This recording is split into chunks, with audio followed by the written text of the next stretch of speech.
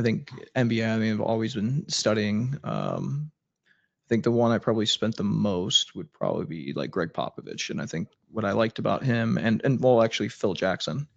Um, I think those two players, coaches I was really interested in more, like in Phil Jackson's and his like approach with players. And like, Just the psychology of locker room. And I was never really interested in like, okay, the X and O's to me, like that stuff, but like how he approached situations with players. And like in Phil Jackson, I really liked like in one of his books he wrote, like sometimes the answer is to do nothing. Like if you don't know what like the answer, if you just wait and watch and evaluate and, you know, kind of give you time. And sometimes sometimes just waiting is the answer. Like sometimes that's the Zen.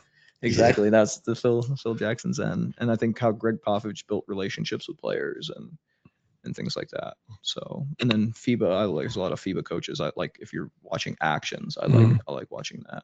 But you see, then that's interesting. Again, like your approach is to coaching is not from planning or seeing, seeing actions or anything, but your first approach is how do you treat players and how do you control locker room and the relationship. So again, it just says something with your connection with players.